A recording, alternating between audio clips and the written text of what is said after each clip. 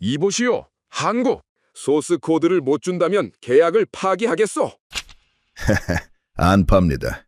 딴 데 가서 알아보시오. 백지수표로 모든 걸 가질 수 있다는 중동의 오만함 앞에 한국은 그저 쉬운 상대로만 보였죠. 각국 대표들의 시선이 일제히 한국 측을 향해 있는 그 순간 한국의 대답은 단호한 거절이었습니다. 전 세계가 미쳤다고 조롱하며 한국의 실패를 점쳤던 이 무모한 선택 뒤에는 그 누구도 전혀 예상치 못한 소름 돋는 반전이 숨어 있었습니다. 보람의 소스코드에 숨겨진 72시간의 소름 돋는 기록을 지금 처음으로 공개합니다. 그 전에 잠깐 1초 만에 누를 수 있는 좋아요 버튼을 꾹 눌러주시면 영상 제작에 아주 큰 힘이 됩니다. 그럼 바로 시작하겠습니다. 칼리드, 이번에 실패하면 당신 자리는 없습니다. 차관은 저를 똑바로 쳐다보며 말했습니다. 협상 하루 전날 밤 집무실에서였죠. 저는 고개를 끄덕였습니다. 실패요? 그런 단어는 제 사전에 없었습니다. 걱정 마십시오. 한국은 결국 무릎을 꿇게 되어 있습니다. 제가 20년간 봐온 방식입니다. 저는 그렇게 단언했습니다. 차관도 그제야 희미하게 웃었죠. 그는 제 어깨를 두드리며 나가라는 손짓을 했습니다. 그런데 말입니다. 집무실을 나서는 그 순간 저는 알지 못했습니다. 그 자신만만했던 발걸음이 제 20년 커리어의 마지막 오만이 될 거라는 사실을 말이죠. 저는 칼리드 알 나세르라고 합니다. 사우디아라비아 국방부 방산 획득 프로그램 수석 매니저. 제가 하는 일은 단순합니다. 외국에서 무기를 사오는 일이죠. 수조 원짜리 계약서에 도장을 찍게 만드는 게 제 전문이었단 말입니다. 20년이었습니다. 20년 동안 저는 단 한 번도 협상에서 져본 적이 없었죠. 미국, 영국, 프랑스, 독일. 상대가 누구든 결과는 똑같았어요. 결국 제가 원하는 조건으로 도장을 찍었단 말입니다. 제가 왜 그렇게 자신 있었을까요? 이유는 단 하나였습니다. 세상에 협상 불가능한 것은 없습니다. 단지 가격이 맞지 않았을 뿐이죠. 이게 제 신념이었어요. 저는 감정을 믿지 않았습니다. 오직 숫자만 믿었죠. 얼마냐가 중요한 게 아닙니다. 얼마까지 줄 수 있느냐? 그것만이 유일한 질문이었단 말입니다. 그리고 이번 상대는 한국이었습니다. 솔직히 말씀드리면 저는 속으로 웃었어요. 한국이라니, 이 얼마나 쉬운 상대입니까? 빠르게 성장한 제조국, 결국 시장이 필요한 나라. 제 머릿속에선 이미 계약서가 완성돼 있었죠. 매니저님, K9 자주포 터키 수출 사례부터 전부 정리해뒀습니다. 그날 아침 보좌관 아흐마드가 두꺼운 서류 뭉치를 내밀었습니다. 여와, 한국은 말이지 늘 같은 패턴이야. 시장을 주면 기술 협력까지 내어주는 나라라는 겁니다. 우리는 터키보다 훨씬 큰 시장이에요. 그들이 거절할 이유가 있겠습니까? 방 안에 가벼운 웃음이 돌았습니다. 저도 따라 웃었죠. 그 웃음이 얼마나 오만한 것이었는지 그땐 정말 몰랐습니다. 오전 10시, 리야드 시내의 한 호텔 프라이빗 룸. 그곳이 오늘 만남의 장소였습니다. 공식적인 국방부 회의실이 아니었어요. 이런 민감한 협상은 언제나 외부에서, 그것도 아주 조용한 곳에서 이루어지는 법입니다.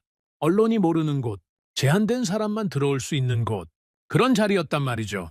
저는 천천히 룸 안으로 들어갔습니다. 창문은 두꺼운 커튼으로 가려져 있었고 조명은 은은했습니다. 비공개 자리였지만 그 안의 공기는 묘하게 무거웠어요. 다들 긴장한 상태처럼 보였단 말입니다. 한국 측 중심에는 김 본부장이라는 분이 앉아 있었습니다. 50대 후반, 머리는 희끗했고 표정은 담담했어요. 너무 담담해서 오히려 이상할 정도였죠. 수조 원짜리 거래란 말입니다. 그런데 이분은 뭐랄까, 협상하러 온 사람이 아니라 그냥 차 한 잔 마시러 온 사람 같았습니다. 저는 속으로 생각했어요. 뭔가 준비가 부족한 건가? 어느 쪽이든 상관없었습니다. 결과는 정해져 있었으니까요. 이렇게 조용한 자리에 시간을 내주셔서 감사합니다. 저는 낮은 목소리로 입을 열었습니다. 그리고 곧바로 본론으로 들어갔죠. 우리 사우디는 현재 방위력 현대화 프로젝트를 진행 중입니다. 그 중심에 KF-21 전투기와 천궁지와의 방공 시스템이 있습니다. 단, 저희는 단순 구매국이 되길 원하지 않습니다. 기술 이전, 소스 코드 접근, 현지 생산 가능성까지 이 모든 것이 함께 논의되어야 한다는 뜻이죠. 방 안의 공기가 살짝 바뀌었습니다. 한국 측 자문관으로 보이는 젊은 사람이 펜을 내려놨어요. 저는 못 본 척했죠. 그 대신 금액은 걱정하지 않으셔도 됩니다. 부르는 게 값이 될 겁니다. 이게 제 비장의 카드였습니다. Done. 무제한의 돈. 이 앞에서 무너지지 않은 상대는 없었단 말이죠. 20년간 단 한 번도 말입니다. 저는 여유로운 표정을 지었습니다. 이 정도면 끝난 대화였죠. 자, 이제 한국 측의 답변만 남았습니다. 그런데 말입니다. 아무 말이 없었어요. 김 본부장은 저를 쳐다보지도 않았습니다. 그냥 테이블 위에 놓인 찻잔을 천천히 들어올렸죠. 한 모금, 그리고 다시 내려놨습니다. 그게 전부였어요. 1초가 지났습니다. 3초, 5초, 10초. 방 안엔 어떤 소리도 들리지 않았어요. 에어컨이 돌아가는 낮은 소음. 그게 전부였습니다. 제 옆에 앉은 아흐마드가 저를 쳐다봤어요. 그의 눈빛이 묻고 있었습니다. 매니저님, 이게 뭐죠? 저는 아무 내색도 하지 않았죠. 하지만 속으론 당황하고 있었습니다. 이게 말이 됩니까? 수조 원짜리 제안을 눈앞에 두고 침묵한다는 게 가능한 일입니까? 보통 이 정도 금액이면 상대는 둘 중 하나예요. 눈빛이 흔들리거나 조건을 따지거나. 그런데 이 사람은 그냥 찻잔만 만지작거리고 있었단 말입니다. 저는 작게 헛기침을 했습니다. 본부장님, 혹시 제 말씀을 못 들으셨습니까? 김 본부장이 그제야 고개를 들었어요. 그리고 저를 똑바로 쳐다봤습니다. 그 눈빛을 저는 아직도 잊지 못해요. 화난 눈빛도 아니었습니다. 당황한 눈빛도 아니었죠. 그냥 뭐랄까 담담했어요. 너무 담담해서 오히려 서늘했단 말입니다. 매니저님, 말씀 잘 들었습니다. 그런데 한 가지 확인하고 싶습니다. 방금 소스 코드라고 하셨죠? KF-21 전투기의 소스 코드 말씀이시죠? 정확합니다. 김 본부장은 잠시 말을 멈췄습니다. 그리고 찻잔을 한쪽으로 밀어냈어요. 천천히, 아주 천천히 말이죠. 매니저님, 질문 하나 드려도 되겠습니까? 혹시 KF-21이라는 전투기가 어떻게 만들어졌는지 그 배경을 알고 계십니까? 순간 저는 말문이 막혔습니다. 배경이요? 그게 지금 이 자리에서 왜 중요합니까? 지금은 숫자를 얘기할 시간이지 역사 수업을 할 시간이 아니란 말입니다. 본부장님, 지금 그게 중요합니까? 저희가 제시한 조건은 매니저님, 김 본부장이 제 말을 부드럽게 잘랐어요. 그런데 이상했습니다. 목소리는 부드러운데 뭔가 칼 같은 게 있었죠. 그 배경을 모르시면 오늘 이 대화가 왜 이렇게 흘러갈 수밖에 없는지 이해하기 어려우실 겁니다. 방 안의 공기가 얼어붙었습니다. 저는 그제야 느꼈어요. 뭔가 이상했습니다. 뭔가 단단히 이상했단 말이죠. 제가 20년간 쌓아온 그 모든 협상 감각이 지금 이 순간 비명을 지르고 있었습니다. 이건 내가 알던 한국이 아니다. 저는 자세를 고쳐 앉았습니다. 여유로운 척했지만 제 등에는 이미 식은 땀이 흐르고 있었어요. 처음이었습니다. 20년 만에 처음으로 저는 상대가 누군지 모르겠다는 느낌이 들었단 말이죠. 그리고 그 순간 차관의 마지막 말이 귓가에 떠올랐습니다. 칼리드, 이번에 실패하면 당신 자리는 없습니다. 실패요. 설마요. 이제 겨우 시작이었습니다. 하지만 그 시작이 제 20년 커리어 전체를 뒤흔들게 될 줄은 정말 몰랐죠. 그 배경을 모르시면 오늘 이 대화가 왜 이렇게 흘러갈 수밖에 없는지 이해하기 어려우실 겁니다. 김 본부장의 그 한마디가 제 머릿속을 떠나지 않았습니다. 저는 그날 오후 호텔 방으로 돌아오자마자 넥타이부터 풀어 헤쳤죠. 평소 같으면 협상 후에는 아랫사람들에게 한두 마디 농담을 던지고 바로 저녁 식사 자리를 마련했을 겁니다. 그런데 그날은 달랐어요. 저는 아무 말도 하고 싶지 않았단 말입니다. 매니저님, 괜찮으십니까? 아흐마드가 조심스럽게 물었습니다. 저는 손을 저었죠. 혼자 있고 싶어. 1시간만 시간을 줘. 그는 고개를 숙이고 방을 나갔습니다. 문이 닫히는 소리가 그렇게 크게 들렸던 적이 없었어요. 저는 침대에 걸터 앉았습니다. 창밖으로 리야드의 황토빛 하늘이 보였죠. 해가 지고 있었습니다. 멀리 모스크에서 기도 시간을 알리는 소리가 들려왔어요. 그런데 그 소리가 귀에 들어오지 않았습니다. 제 머릿속엔 온통 한 가지 생각뿐이었어요. 왜 저 사람은 흔들리지 않았을까? 돈이 부족했나요? 아닙니다. 저는 부르는 게 값이라고 말했어요. 말 그대로였습니다. 그 어떤 숫자를 불러도 맞춰줄 준비가 돼 있었단 말이죠. 그런데 그 사람은 찻잔을 내려놓고 오히려 저에게 질문을 던졌습니다. KF-21의 배경을 아느냐고요? 저는 주먹을 꽉 쥐었어요. 분했습니다. 20년 만에 처음이었죠. 제가 상대를 읽지 못한 건 말입니다. 저는 평생 상대의 표정 하나, 손끝 하나로 속마음을 꿰뚫어 봐온 사람입니다. 그런데 김 본부장은 달랐어요. 읽히지 않았단 말이죠. 저는 자리에서 일어났습니다. 미니바에서 물 한 병을 꺼내 단숨에 들이켰어요. 그리고 노트북을 열었습니다. 요아, 뭐가 있는지 한번 보자. 저는 감정을 버렸습니다. 지금 필요한 건 자존심이 아니라 정보였죠. 상대를 모르겠다면 상대를 공부하면 되는 겁니다. 그게 제 방식이었어요. 똑똑! 그때 누군가 문을 두드렸습니다. 저는 고개를 들었죠. 누구지? 접니다, 매니저님. 아흐마드입니다. 저는 잠시 망설이다가 문을 열어줬어요. 아흐마드는 태블릿을 들고 서 있었습니다. 표정이 평소와 달랐어요. 뭔가 하고 싶은 말이 있는 얼굴이었죠. 1시간 달라고 하지 않았나? 죄송합니다. 하지만 이건 보셔야 할 것 같아서요. 저는 그를 안으로 들였습니다. 그리고 소파에 앉았죠. 뭔데? 아흐마드는 태블릿을 제 앞에 놓았습니다. 그리고 조심스럽게 입을 열었어요. 매니저님, 제가 협상 끝나자마자 한국 방산에 대해 좀 더 깊이 알아봤습니다. 저희가 가지고 있던 자료가 조금 오래된 것 같아서요. 오래됐다고? 네. K가이구 자주포 사례 같은 건 잘 정리돼 있었는데 그 이후 한국이 어떻게 움직여 왔는지에 대한 최신 자료가 부족했습니다. 저는 눈살을 찌푸렸어요. 자료가 오래됐다는 건 곧 제 판단 기준이 오래됐다는 뜻이었습니다. 협상가에게 그보다 치명적인 말은 없었죠. 보여줘. 아흐마드가 태블릿 화면을 넘겼습니다. 거기엔 몇 개의 문서가 정리돼 있었어요. KF-21 개발 배경, 한국형 미사일 방어체계 KAMD, 그리고 천궁2 개발사. 저는 그 문서를 하나씩 읽어나가기 시작했습니다. 처음엔 별 감흥이 없었어요. 한국이 전투기를 개발했다는 건 이미 알고 있던 사실이었죠. 제가 몰랐던 건 그 다음이었습니다. 왜 한국이 이 전투기를 독자 개발했느냐? 그 이유 말입니다. 한국은 원래 미국에서 F-16을 사서 쓰던 나라였습니다. 그런데 문제가 있었어요. 미국이 파는 전투기에는 보이지 않는 족쇄가 채워져 있었단 말입니다. 무기를 장착하려 해도 미국의 허락이 있어야 했고 소프트웨어를 수정하려 해도 미국의 동의가 필요했죠. 심지어 한국 자체 개발한 무기조차 미국산 전투기에는 마음대로 달 수가 없었습니다. 저는 그 문장에서 손이 멈췄어요. 마음대로 달 수가 없었다고? 이게 말이 됩니까? 자기 돈 주고 산 비행기인데 거기에 자기 나라 미사일을 달 수가 없다니요. 그게 어떻게 가능한 일입니까?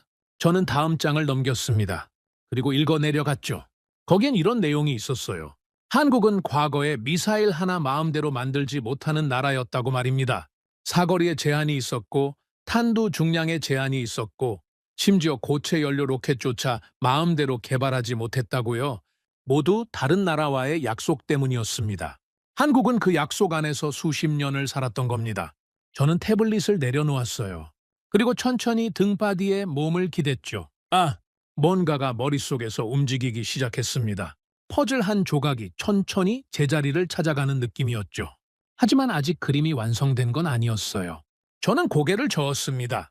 인정하고 싶지 않았단 말입니다. 매니저님, 아흐마드가 저를 불렀습니다. 제가 보기엔 말입니다. 한국이 KF-21을 만든 이유는 돈 때문이 아닌 것 같습니다. 돈 때문이 아니면 자유 때문인 것 같습니다. 저는 그를 쳐다봤어요. 아흐마드의 표정이 진지했습니다. 평소 농담도 잘 던지던 친구가 그런 표정을 짓는 건 드문 일이었죠. 자유라니. 그게 무슨 뜬구름 잡는 소리야. 아닙니다, 매니저님. 제 말씀 들어보십시오.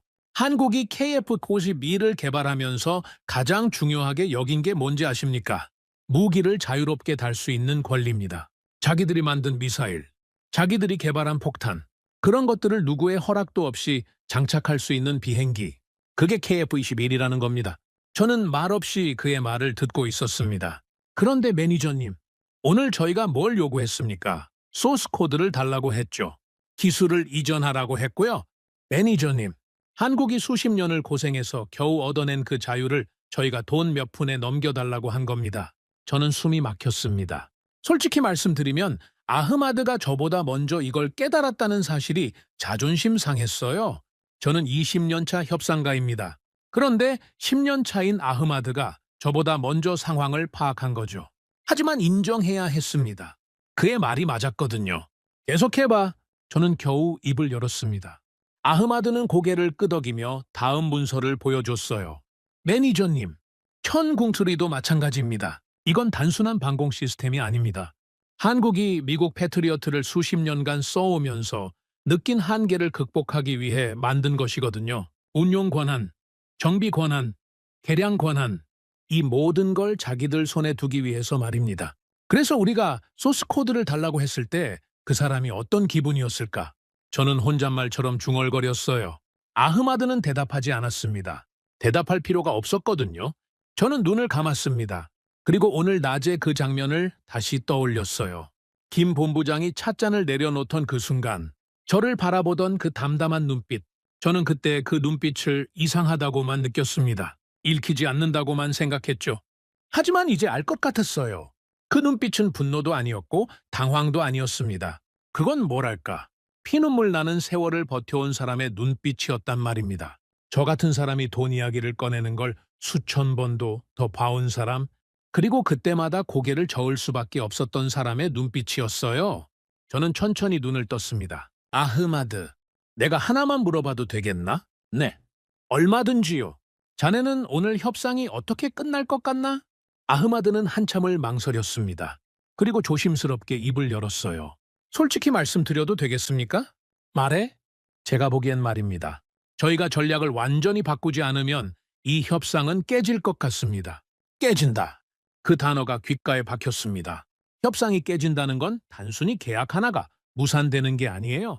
제 커리어가 무너지는 겁니다. 차관의 경고가 현실이 되는 거죠. 제 20년 세월이 한순간에 물거품이 되는 거란 말입니다. 저는 자리에서 일어났습니다. 창문 앞으로 걸어가 커튼을 젖혔죠.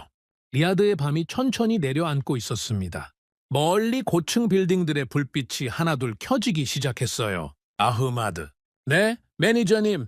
전략을 바꾼다고 했지. 어떻게 바꿀 수 있을 것 같나? 글쎄요. 저도 아직은 잘... 돈을 더 올리면? 아흐마드가 고개를 저었습니다. 매니저님, 오늘 저분의 눈빛을 보셨지 않습니까?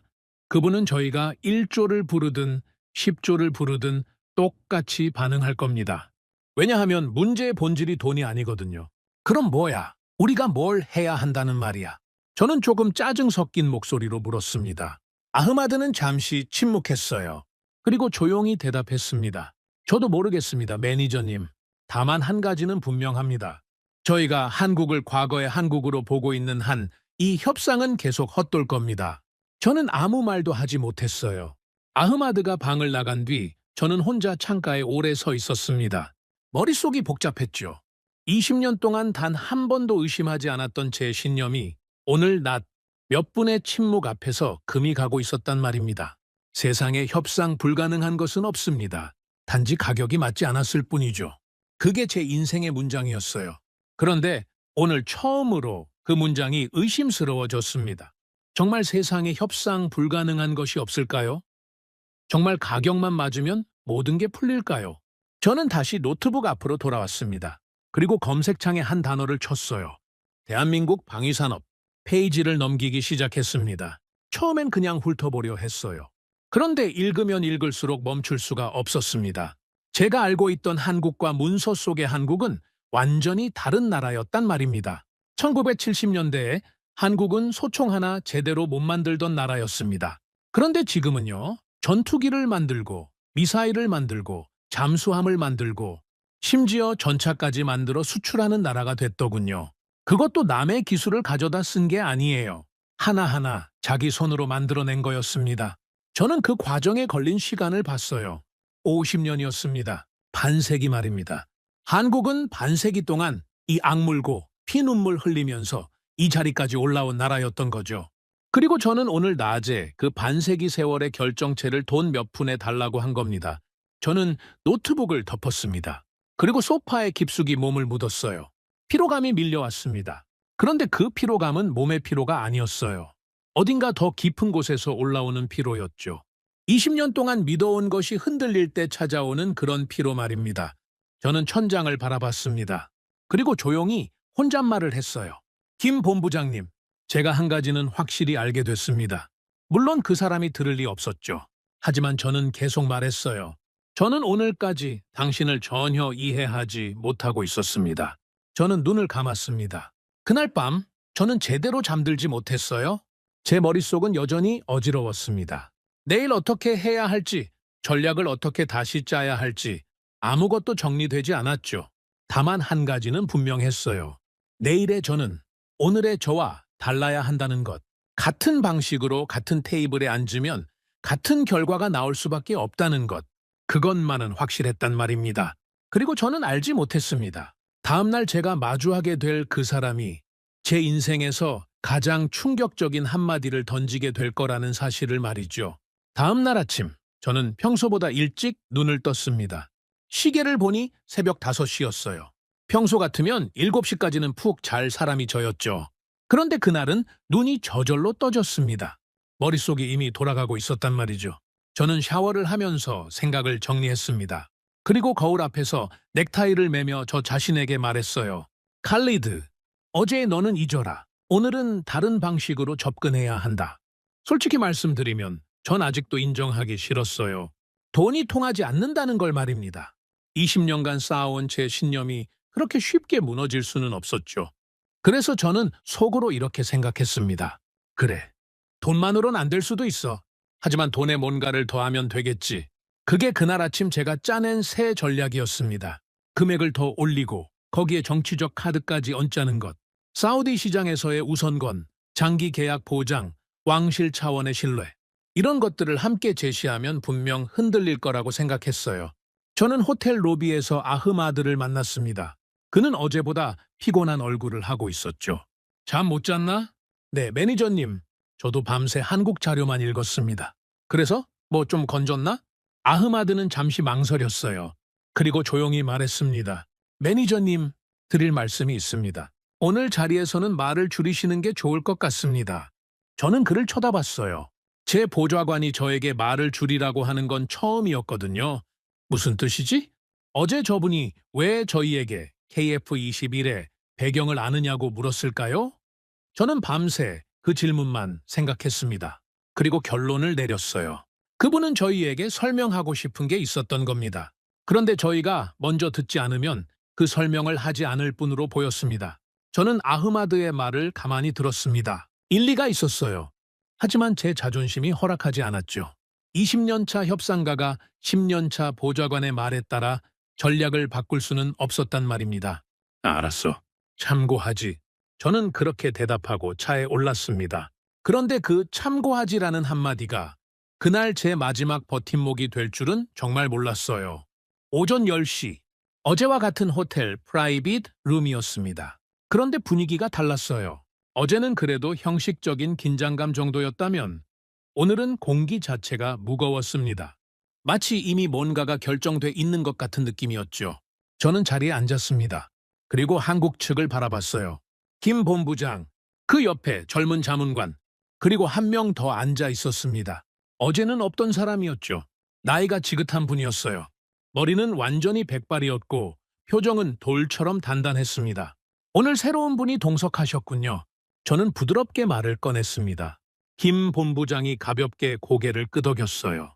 네, 저희 쪽 자문역이십니다. 방산 쪽에서 오랫동안 일하신 분이시죠? 저는 더 묻지 않았습니다. 그 대신 본론으로 들어갔어요. 어제와는 다른 톤으로 더 부드럽고 더 신중하게 말이죠. 본부장님, 어제 저희가 드린 제안에 대해 밤새 고민해 보셨을 거라 생각합니다. 저 역시 많은 생각을 했습니다. 그래서 오늘은 저희 입장을 조금 더 발전된 형태로 말씀드리고자 합니다. 김 본부장은 찻잔을 한 모금 마셨어요. 대답은 없었습니다. 그냥 제 말을 들을 준비가 됐다는 신호 같았죠. 저희는 어제 말씀드린 조건 위에 추가적인 내용을 얹고 싶습니다. 첫째, 금액 상향. 둘째, 사우디 시장에서의 한국 방산 제품 우선권 보장. 셋째, 장기 파트너십 체결. 저희는 이 프로젝트를 일회성 거래로 보지 않습니다. 20년, 30년을 내다보는 관계로 보고 있단 말이죠. 여기까지 말하고 저는 잠시 숨을 골랐어요. 이 정도면 거절할 수 없는 제안이었습니다. 돈도 있고 시장도 있고 미래도 있었거든요. 제가 20년 협상 경험에서 뽑아낸 최상의 조합이었단 말입니다. 그런데 말입니다. 김 본부장은 여전히 아무 말이 없었어요. 대신 그 옆에 백발 자문관이 천천히 입을 열었습니다. 매니저님, 제가 한 말씀 드려도 되겠습니까? 목소리가 낮고 묵직했어요. 뭐랄까, 그 목소리에서 세월이 느껴졌습니다. 제가 쉽게 상대할 수 없는 종류의 세월 말이죠. 얼마든지요. 백발 자문관이 저를 똑바로 쳐다봤습니다. 그 눈빛은 김 본부장의 것과는 달랐어요. 김 본부장이 담담한 눈빛이었다면 이분은 뭔가 깊은 곳에서 끓어오르는 것을 간신히 누르고 있는 듯한 눈빛이었습니다. 매니저님, 제가 이 일을 40년째 하고 있습니다. 40년. 저는 속으로 숨을 삼켰어요. 제가 20년이었는데 이분은 그 2배였단 말입니다. 제가 처음 이 일을 시작했을 때 우리나라는 소총 하나를 제대로 만들지 못했습니다. 우리는 미국에서 총을 사왔고 탄약을 사왔고 심지어 군복도 수입해서 입었죠. 40년 전의 이야기입니다. 방 안이 조용해졌습니다. 그리고 우리는 전투기를 만들고 싶었어요. 하지만 만들 수 없었습니다. 왜냐고요? 돈이 없어서가 아닙니다. 허락이 없어서였죠. 저는 그 단어에 귀가 번쩍 뜨였습니다. 허락. 우리는 미국에서 F-16을 사왔습니다. 그런데 그 비행기는 우리 비행기가 아니었어요. 거기에 우리가 만든 미사일을 달려고 해도 미국의 허락이 필요했습니다. 소프트웨어를 손보려 해도 미국의 허락이 필요했죠. 우리 돈으로 산 우리 비행기인데 우리가 주인이 아니었던 겁니다. 저는 숨이 막혔어요. 어젯밤 아흐마드가 저에게 알려준 내용이었습니다. 문서로는 이미 읽은 이야기였죠. 그런데 그걸 직접 겪은 사람의 입을 통해 들으니 느낌이 완전히 달랐습니다. 활자가 아니었어요. 그건 뭐랄까, 한 사람의 삶이 고스란히 담긴 이야기였단 말이죠. 매니저님, 그때 우리가 얼마나 답답했을지 상상이 가십니까? 자기 집에 들어가는데 남의 열쇠가 필요한 기분이었습니다. 아니, 더 정확히 말씀드리면 우리 집이 아니었던 거죠. 저는 아무 말도 하지 못했어요. 그래서 우리는 결심했습니다. 언젠가는 우리 손으로 전투기를 만들겠다고요. 누구의 허락도 받지 않고 우리가 원하는 무기를 자유롭게 달 수 있는 전투기 말입니다. 그게 KF-21입니다, 매니저님. 백발 자문관은 여기서 잠시 숨을 골랐습니다. 그의 목소리가 약간 떨리고 있었어요. 그런데 어제 매니저님이 저희에게 소스 코드를 달라고 하셨죠. 매니저님, 저는 매니저님을 비난하려고 이 말씀을 드리는 게 아닙니다. 매니저님은 매니저님의 나라를 위해 최선의 협상을 하고 계신 거니까요. 그건 저도 이해합니다. 다만 저희가 왜 흔들릴 수 없는지 그 이유를 한 번쯤은 들어주셨으면 해서 말씀드리는 겁니다. 저는 뭔가 말을 하려 했습니다. 하지만 입이 떨어지지 않았어요. 평생 말로 먹고 살아온 사람이 말을 잃었단 말입니다. 김 본부장이 그제야 다시 입을 열었습니다. 매니저님, 네. 어제 제가 KF-21의 배경을 아시냐고 물었던 건 이 말씀을 드리기 위해서였습니다. 저희가 왜 돈으로 움직일 수 없는지 매니저님께서 이해해 주시길 바라는 마음이었죠. 저는 고개를 숙였습니다. 뭐라고 해야 할지 몰랐어요. 본부장님, 한 가지만 여쭤봐도 되겠습니까? 말씀하시죠. 그럼 저희는 이 협상을 어떻게 이어가야 합니까? 저희는 KF-21이 필요합니다. 천궁투위도 필요하고요. 저희 나라의 안보가 걸린 문제입니다. 김 본부장은 찻잔을 내려놓았어요. 그리고 천천히 말했습니다. 매니저님, 저희도 이 자리를 깨고 싶지 않습니다. 저희도 매니저님 나라와 좋은 관계를 맺고 싶어요. 다만 그 방식이 달라야 한다는 말씀을 드리는 겁니다. 방식이요? 네. 매니저님이 지금까지 해오신 방식은 사는 쪽이 모든 걸 정하는 방식이었을 겁니다. 돈을 낸 사람이 왕이다. 조건을 정하는 건 사는 쪽이다. 그런 방식 말이죠. 하지만 저희가 원하는 건 다른 방식입니다. 사는 쪽과 파는 쪽이 서로의 사정을 이해하고 서로가 지켜야 할 선을 존중하는 방식이요. 저희는 그 선을 존중해 주시는 분께는 얼마든지 최고의 제품과 최고의 서비스를 제공할 준비가 돼 있습니다. 다만 그 선을 넘으려 하신다면 저희는 아무것도 드릴 수 없습니다. 저는 그 순간 뭔가가 가슴에 툭 떨어지는 느낌을 받았습니다. 선. 그 단어가 제 안에서 울렸어요. 저는 평생 선을 넘나드는 게 협상이라고 생각해온 사람입니다. 상대가 그어놓은 선을 한 발씩 넘어가면서 조금씩 더 많이 얻어내는 것. 그게 제 방식이었죠. 그런데 한국은 선을 넘게 두지 않는 나라였던 겁니다. 왜냐하면 그 선이 단순한 숫자가 아니었거든요. 그 선은 반세기 동안 피와 땀으로 그어놓은 선이었단 말입니다. 저는 천천히 고개를 들었어요. 그리고 김 본부장을 바라봤습니다. 본부장님, 오늘은 제가 질문을 하나 드려도 되겠습니까? 네, 얼마든지요. 만약에 말입니다. 저희가 소스 코드와 핵심 기술 이전을 빼고 구매 조건만으로 다시 논의한다면 그래도 저희와 협상해 주실 의향이 있으십니까? 김 본부장은 잠시 말이 없었습니다. 그러다 천천히 고개를 끄덕였어요. 의향은 있습니다. 다만 그 협상도 쉽지는 않을 겁니다. 쉽지 않다는 건 어떤 뜻이죠? 저희는 저희 제품을 싸게 팔 생각이 없습니다. 저희는 저희 제품의 가치를 정확히 알고 있거든요. 매니저님께서 KF21과 천궁I의 가치를 이해해 주신다면 저희도 최선의 조건으로 움직일 준비가 돼 있습니다. 저는 이 말을 듣고 속으로 쓴웃음을 지었어요. 어제까지 제가 생각했던 한국은 시장이 없으면 안 되는 나라였습니다. 그런데 오늘 앞에 앉은 한국은 자기 제품의 가치를 스스로 매기고 그 가격을 인정하는 사람하고만 거래하겠다는 나라였어요. 어느 쪽이 진짜 한국일까요? 아니, 이건 어리석은 질문이었습니다. 이미 답은 나와 있었거든요. 제가 알던 한국이 과거의 한국이었던 거죠. 저는 자리에서 일어났어요. 그리고 김 본부장에게 악수를 청했습니다. 본부장님, 오늘은 이 정도로 마무리하고 싶습니다. 저도 저희 내부에서 다시 논의할 게 많아졌거든요. 김 본부장이 제 손을 맞잡았어요. 그의 손은 따뜻했습니다. 어제 찻잔을 들고 내려놓을 때 느꼈던 그 차가움과는 달랐어요. 네, 충분히 이해합니다. 매니저님, 저희도 기다리겠습니다. 저는 방을 나오면서 아흐마드를 돌아봤습니다. 그는 저를 걱정스럽게 쳐다보고 있었어요. 매니저님, 괜찮으십니까? 괜찮아. 아니, 정확히는 괜찮지 않아. 저는 웃었어요. 그런데 그 웃음은 20년 만에 가장 솔직한 웃음이었습니다. 아흐마드, 내가 한 가지는 확실히 배운 것 같다. 뭐 말씀이십니까? 내가 오늘까지 한국에 대해 아는 게 하나도 없었다는 사실이야. 하나도 말이야. 저는 복도를 걸어 나왔습니다. 창밖으로 리야드의 아침 햇살이 쏟아지고 있었어요. 그 햇살이 그날따라 유난히 눈부셨습니다. 제 20년 자존심이 무너지는 소리와 함께 뭔가 새로운 것이 제 안에서 시작되고 있었던 거죠. 그리고 저는 그때까지도 몰랐습니다. 며칠 뒤 제가 다시 그 테이블에 돌아왔을 때 저를 기다리고 있을 또 한 번의 충격이 얼마나 클지를 말이죠. 협상 자리에서 돌아온 저는 곧바로 국방부로 향했습니다. 차관실로 올라가는 엘리베이터 안에서 저는 넥타이를 다시 한번 단단히 조였어요. 머릿속은 여전히 복잡했지만 표정만큼은 자신감 있게 보여야 했거든요. 20년 차 협상가가 어떤 표정으로 상관 앞에 서야 하는지 저는 잘 알고 있었단 말입니다. 칼리드, 들어오게. 차관은 책상 너머에서 저를 맞이했습니다. 그는 안경을 벗으며 저를 위아래로 훑어봤어요. 그 눈빛이 묻고 있었습니다. 그래서 어떻게 됐나? 저는 자리에 앉았습니다. 차관님, 상황이 예상과 조금 다릅니다. 조금 다르다고? 그게 무슨 뜻이야? 한국 측은 소스코드 이전 요구에 대해 단호하게 선을 긋고 있습니다. 다만 구매 조건 자체에 대해서는 아직 협상의 여지가 남아 있습니다. 차관의 눈썹이 꿈틀거렸어요.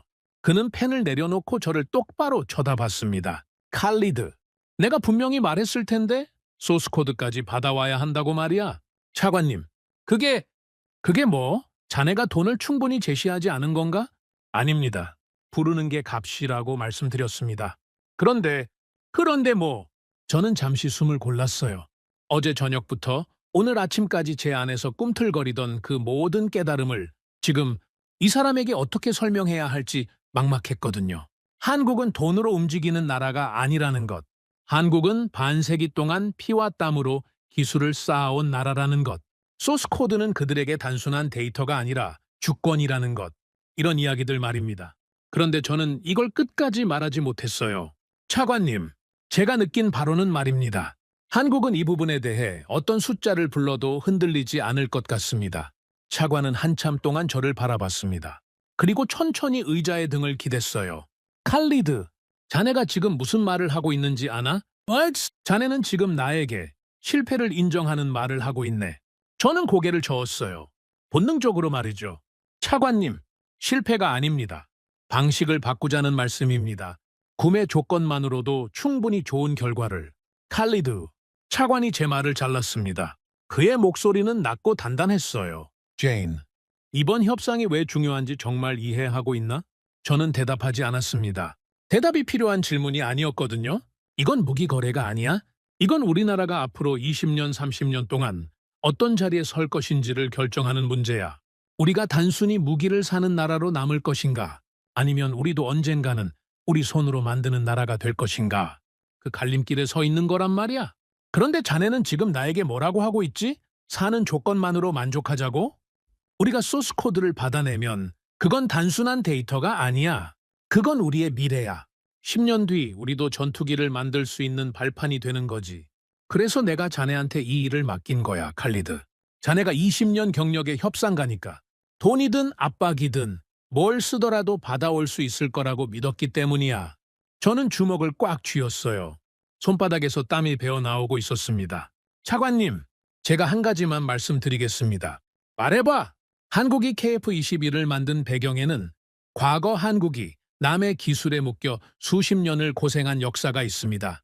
그 역사 때문에 한국은 소스 코드를 절대 내놓지 않을 겁니다. 이건 돈의 문제가 아니라 칼리드, 차관이 다시 제 말을 잘랐습니다. 이번엔 더 차가운 목소리였어요. 나는 지금 자네한테 한국 역사 수업을 받고 싶은 게 아니야. 저는 입을 다물었습니다. 자네가 해야 할 일은 한국이 왜 그런지 이해하는 게 아니야. 한국이 어떻게든 움직이게 만드는 거지. 그게 자네 일이야, 칼리드. 그거 하라고 월급 받는 거 아니야? 저는 고개를 숙였어요. 뭐라고 대답할 수가 없었거든요. 일주일 주겠네. 일주일 안에 다시 협상 테이블로 돌아가서 결과를 가져와. 만약 안 되면 차관은 말을 멈췄습니다. 그 뒷말은 하지 않아도 저는 알고 있었어요. 제 자리가 없어진다는 것. 20년 커리어가 하루아침에 사라진다는 것. 그 의미를 모를 만큼 제가 어리지는 않았습니다. 알겠습니다, 차관님. 저는 자리에서 일어났어요. 그리고 문을 향해 걸어갔습니다. 문 손잡이를 잡는 순간 차관이 한마디 덧붙였어요. 칼리드, 네? 자네는 내가 아는 최고의 협상가야. 그러니 자네 방식으로 풀어. 내가 자네를 의심하게 만들지 마. 저는 고개를 끄덕이고 방을 나왔습니다. 복도를 걸어 나오는데 제 발걸음이 이상할 정도로 무거웠어요. 평소 같으면 이런 압박은 오히려 저를 자극시켰을 겁니다. 도전 정신이 살아나고 전략이 저절로 떠오르고 뭐든 해낼 수 있다는 확신이 생겼을 거란 말이죠. 그런데 그날은 달랐어요. 저는 차관실을 나오면서 오히려 깊은 답답함을 느끼고 있었습니다. 왜냐하면 말입니다. 저는 이미 알고 있었거든요. 차관이 원하는 방식으로는 이 협상이 절대 풀리지 않는다는 걸 말이죠. 차를 몰고 호텔로 돌아오는 길에 저는 라디오를 껐습니다. 그리고 창밖을 바라봤어요. 리야드의 대로변엔 고층 빌딩들이 줄지어 서 있었습니다. 한때는 사막이었던 이 도시가 지금은 세계에서 가장 부유한 도시 중 하나가 됐죠. 우리나라는 돈을 가진 나라입니다. 정말 많은 돈을 가진 나라예요. 그래서 저는 한 번도 의심하지 않았단 말입니다. 돈으로 안 되는 게 있을 거라고는 말이죠. 그런데 지금 저는 돈으로 안 되는 벽 앞에 서 있었어요. 그 벽 앞에서 저는 무력했습니다. 20년 경력이 아무런 도움이 되지 않았죠. 평생 써온 제 무기가 무용지물이 된 거였습니다. 호텔로 돌아온 저는 방문을 닫자마자 넥타이를 풀어 던졌어요. 그리고 미니바에서 물을 꺼내 마셨습니다. 차가운 물이 목구멍을 타고 내려가는데 그 감각이 오늘따라 유난히 생생했어요. 제가 살아있다는 걸, 그리고 제가 지금 엄청난 압박 속에 있다는 걸 확인시켜주는 감각이었죠. 똑똑! 문을 두드리는 소리가 들렸습니다. 아흐마드였어요. 들어와. 그는 조심스럽게 방 안으로 들어왔습니다. 제 얼굴을 보더니 입을 다물었어요. 뭔가 말을 하려다 멈춘 표정이었죠. 아흐마드, 하고 싶은 말 있으면 해. 매니저님, 차관님과의 면담은 어떠셨습니까? 어떠했을 것 같나? 아흐마드는 고개를 숙였습니다. 대답이 필요 없는 질문이었거든요. 저는 소파에 털썩 주저앉았어요. 그리고 손으로 얼굴을 쓸어내렸습니다. 아흐마드, 내가 자네한테 솔직하게 물어볼 게 있어. 네, 말씀하십시오. 자네 눈에 지금 내가 어떻게 보여? 그는 잠시 망설였습니다. 그리고 조용히 대답했어요. 매니저님, 솔직히 말씀드려도 되겠습니까? 그래. 매니저님은 지금 두 가지 방향 사이에서 흔들리고 계신 것 같습니다. 두 가지 방향이라. 네. 하나는 어제와 오늘 한국 측 이야기를 들으시면서 마음속으로 이미 받아들이신 방향입니다. 한국을 존중하고 그들의 선을 인정하고 다른 방식으로 접근하는 방향이죠. 다른 하나는 차관님이 요구하시는 방향입니다. 어떻게든 소스 코드를 받아내는 방향 말이죠. 저는 말없이 그의 말을 들었어요. 매니저님, 이 두 방향은 양립할 수 없습니다. 어느 한쪽을 선택하셔야 합니다. 그래서 자네는 어느 쪽을 권하고 싶나? 아흐마드는 한참을 망설였어요. 그리고 입을 열었습니다. 매니저님, 저는 매니저님의 보좌관입니다. 그러니 제 일은 매니저님이 내리시는 결정을 돕는 거죠. 그런데 오늘은 한 가지만 말씀드리고 싶습니다. 뭔데? 차관님이 원하시는 방식으로 가면 협상이 깨질 겁니다. 제가 확신합니다. 저는 눈을 감았어요. 그 말이 제 머릿속을 돌고 돌았습니다. 협상이 깨질 겁니다. 아흐마드는 이 말을 어제도 했었어요. 그런데 어제보다 오늘 그 말이 더 무겁게 들렸단 말입니다. 아흐마드, 자네 말이 맞다고 치자. 그럼 나는 뭘 해야 해? 차관님 말을 거스르란 말이야? 그건 내 자리를 잃는 길이야. 매니저님, 나는 20년이야, 20년. 이 자리까지 오는데 20년이 걸렸어. 이걸 한순간에 잃을 수는 없단 말이야. 제 목소리가 떨렸습니다. 아흐마드는 조용히 저를 바라봤어요. 그는 아무 말도 하지 않았습니다. 하지만 그의 침묵이 많은 것을 말해주고 있었죠. 저는 자리에서 일어났어요. 그리고 창가로 걸어갔습니다. 창밖으론 오후의 햇살이 도시를 비추고 있었어요. 그 빛이 너무 강해서 눈이 부셨습니다. 아흐마드, 일단 전략을 다시 짜자. 차관님이 원하시는 결과를 낼 수 있는 방법이 있을 거야. 분명히 있을 거야. 저는 그렇게 말했습니다. 말이 아니라 저 자신에게 하는 다짐이었어요. 저는 아직 포기할 수 없었거든요. 20년 커리어를 포기할 수 없었고 제 신념을 포기할 수 없었습니다. 그래서 저는 한 번 더 시도해 보기로 했어요. 이번엔 더 강한 카드로 말입니다. 제가 생각해낸 건 이랬습니다. 한국 측에 단독 만남을 요청하자. 비공식적으로 아주 조용한 자리에서 김 본부장 한 사람만 만나자. 그리고 거기서 제시하자. 금액을 2배로 올리겠다고. 추가로 사우디 왕실 차원의 정치적 보장까지 얹겠다고. 그리고 만약 이걸로도 안 된다면 경쟁국 카드를 꺼내자.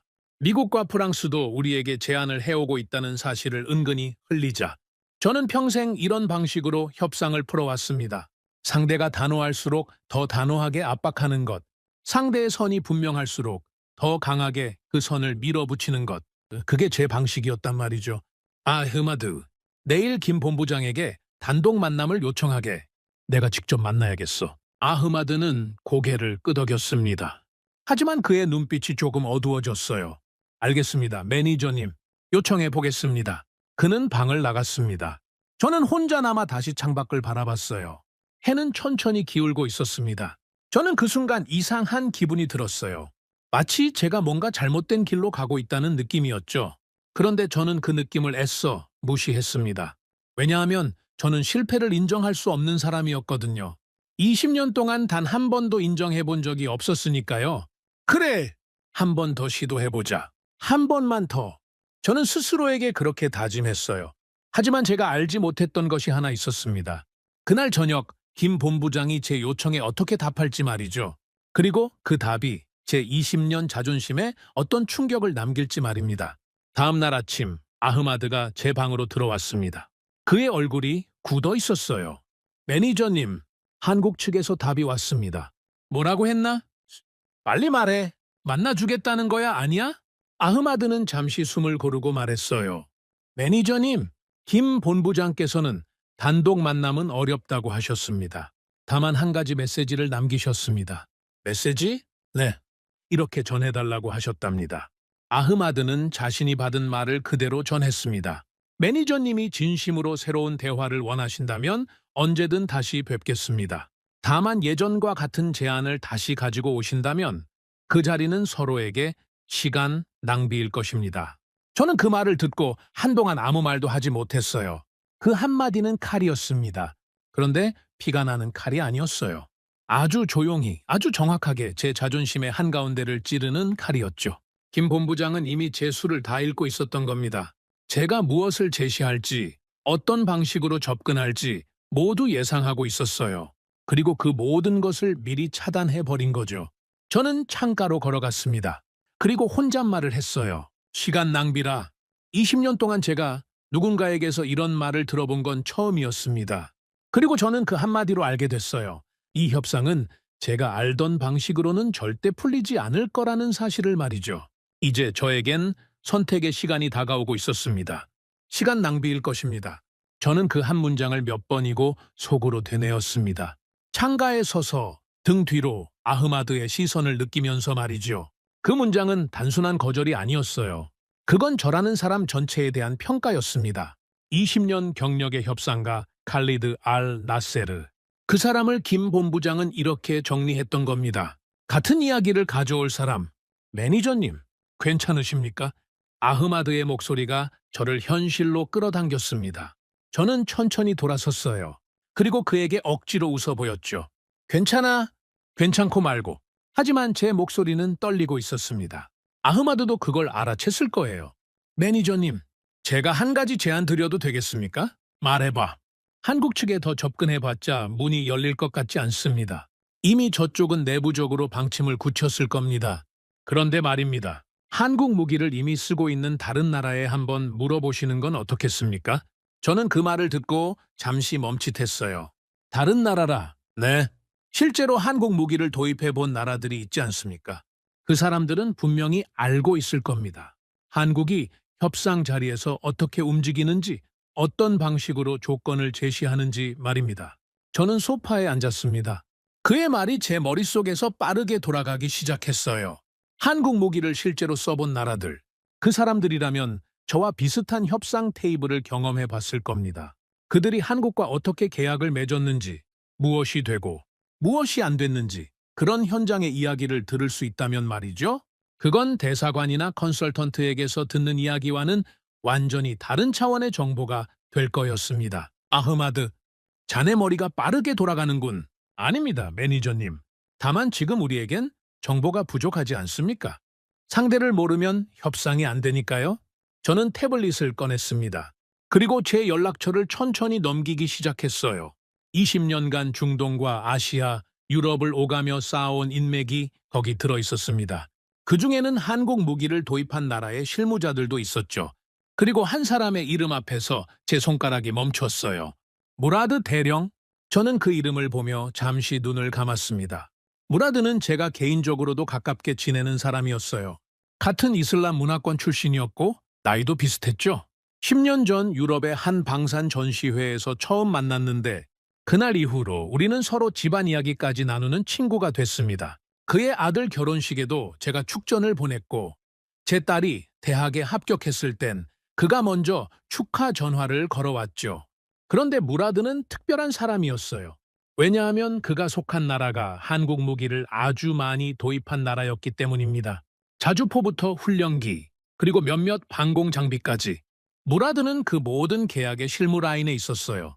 한국 측과 직접 협상 테이블에 앉아본 사람이란 말입니다. 저는 그에게 전화를 걸었습니다.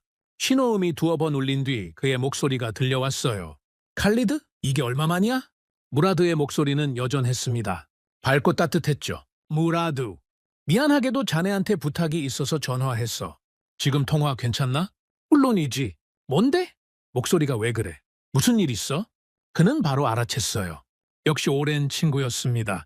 저는 잠시 망설이다가 솔직하게 말했어요. 무라드, 내가 지금 큰 협상을 하나 맡고 있는데 상대가 한국이야. 아, 한국. 그의 목소리에서 묘한 감정이 느껴졌어요. 뭐랄까? 여튼 웃음 같기도 하고 한숨 같기도 한 소리였죠. 왜 그래? 뭐 아는 거 있어? 있지. 아주 많이 있어. 근데 이건 전화로 할 이야기가 아니야. 저는 바로 반응했어요. 그럼 내가 갈게. 아니면 자네가 리야드로 와도 되고. 비용은 내가 다 댈 테니까 시간만 내줘.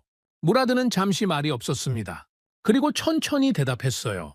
칼리드, 내일 저녁에 리야드 출장 일정이 하나 있어.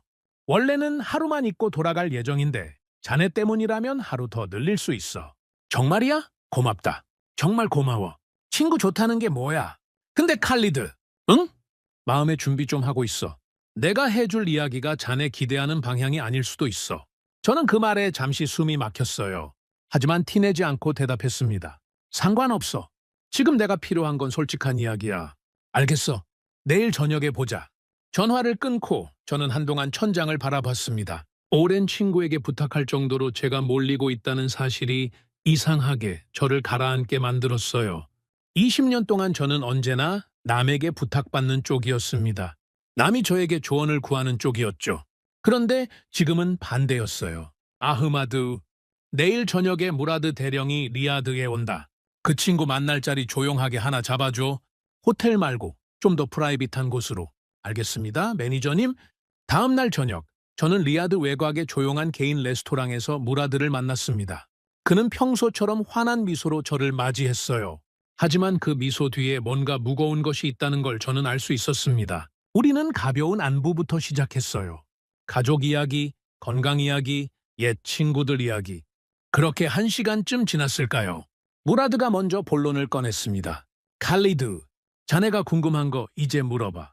저는 잠시 숨을 골랐어요. 무라드, 자네 나라는 한국 무기를 많이 도입했지. 그 과정에서 자네가 직접 협상 테이블에 앉은 적도 있을 거고. 그래, 여러 번 있었지. 솔직하게 말해줘. 한국은 어떤 상대야? 무라드는 잠시 포도주 잔을 내려다봤어요. 그리고 천천히 입을 열었습니다. 칼리드, 내가 한국과 처음 협상을 시작했을 때 말이야. 나도 자네와 똑같았어. 돈이면 된다고 생각했어. 조건 몇 개 얹으면 된다고 믿었지. 왜냐하면 나는 유럽 국가들, 미국하고만 협상해 본 사람이었거든. 그 사람들은 결국 다 비슷해. 가격과 조건으로 움직이는 사람들이야. 그런데 한국은 달랐다? 달랐어. 그것도 아주 많이 달랐어. 무라드는 잔을 천천히 돌렸습니다. 그의 눈빛이 잠시 먼 곳을 보는 것 같았어요. 내가 처음 한국 측에 기술 이전을 요구했을 때 그 사람들이 뭐라고 한 줄 알아? 뭐라고 했는데? 아무 말도 안 했어. 아무 말도? 응. 정말 말 그대로 아무 말도 안 했어. 그냥 서류를 덮고 차를 한 모금 마시고 나를 쳐다봤어. 그 눈빛을 내가 아직도 못 잊어. 화난 것도 아니고 당황한 것도 아닌, 뭐랄까, 아주 깊은 곳에서 올라오는 그런 눈빛이었어. 저는 잔을 내려놓았습니다. 온몸에 소름이 돋고 있었어요. 그 장면이 너무 생생했기 때문입니다. 제가 며칠 전에 겪었던 바로 그 장면이었거든요. 무라드. 그 다음엔 어떻게 됐어? 나는 그때 고집을 부렸어. 자네가 지금 하고 있는 것처럼 말이야. 그는 저를 똑바로 쳐다봤습니다. 그 눈빛에 안타까움이 묻어났어요. 나는 금액을 올렸어.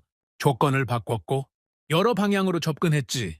대사관 라인, 기업 라인, 컨설턴트 라인, 가능한 모든 문을 두드렸어. 그래서 어떻게 됐냐고? 전부 막혔어. 전부.